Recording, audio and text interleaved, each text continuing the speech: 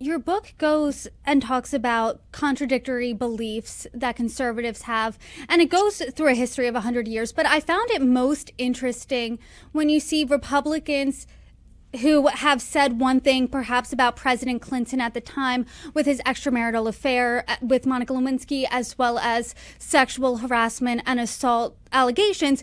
They were vehemently against that, going on about how they can't have a president that has that type of moral compass.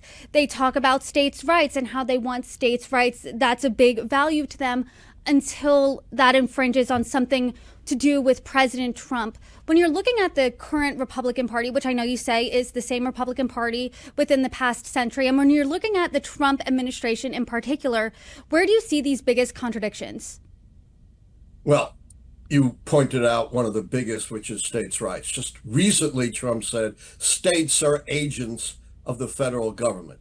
Apparently he never read the 10th Amendment to the Constitution establishing significant states' rights. And he said, if I say they have to abolish mail-in voting, even though every state has it in their laws, they have to do it. It's a classic example of the discarding of one of these dispensable principles when it contradicts their political interests and their true core values.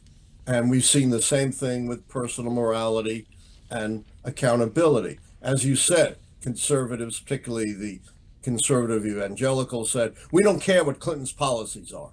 His violation of personal morality disqualifies him for any public office. Then when you get much worse transgressions by Donald Trump, including a civil finding that he sexually abused, defamed, and hurt a woman, including his bragging about, grabbing women by their private parts, 20 women accusing him of sexual abuse.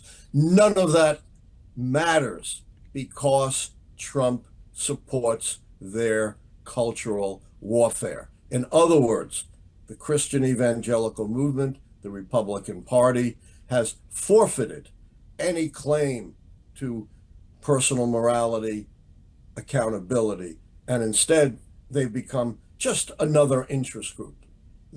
Sadly, conservative Christians have departed the moral high ground and become no different than the NRA or the Chamber of Commerce or the pro-life or the pro-choice groups, just supporting their policies and forgetting any moral stance. It is extraordinary what has happened with supposedly the guardians of morality in our society.